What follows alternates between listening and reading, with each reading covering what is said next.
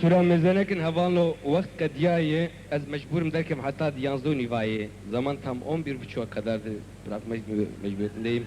Gerçekten sizlerden ayrılmak istemiyorum, kusura bakmayın. Bir dahaki sefere hiç böyle yapmayalım.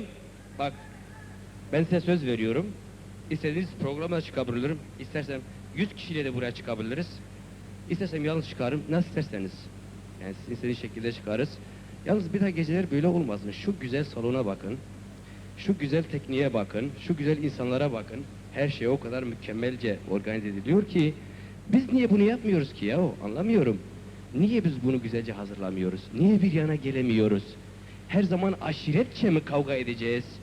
Ondan sonra da kahrolsun junta deriz. Hay yahu junta kahretti işte o kadar.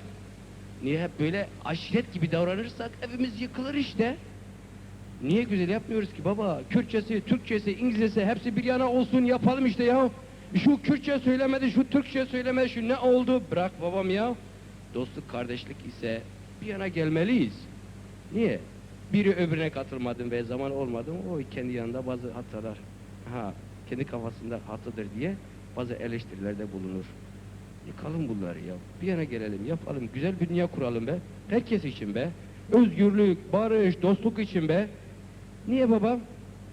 Niye bu kadar boşuna şeyler? Ez ve gelek spas dikim hevalu hogrin min delal u heja un bixir u xoşi hatine. Ez spas dikim şora mijwarinine un ser çavi muhatine.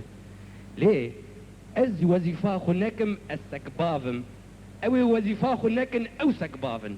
Tek hiç armanca me eve. Tek hiç. Ez verca dikim. Ya tiştekî me nînî ya, çi tişt xweşik hazir dibin mêzek çi delalî, em di vî warî de em jî xwe hazir bikin baba. Hunermendek heger derdê millet tînî ziman, derdê pêşmerga, welat, Kurdistan, dünyayê, alemê, hemû derê tînî ziman, çima mı yardım medyev nakin, çima tişta xweş hazir nakin, çima mı xwe dinariye ki KCC kiye, Kurdistan Workers nizanim az cenk kiye, êdir nizam PKK kiye, ê nizam kiye va çi hal ya? Va çi hal?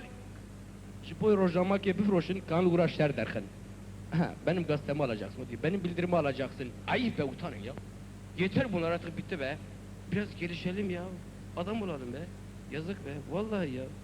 Ya Allah, Allah.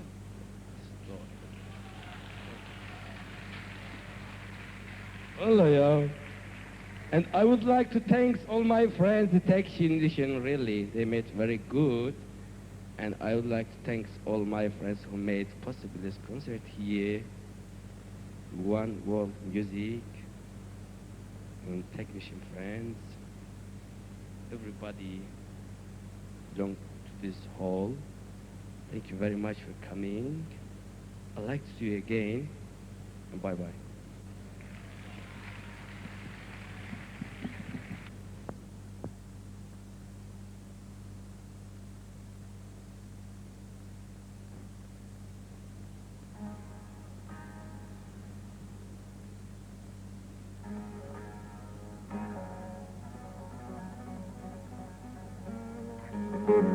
Thank you.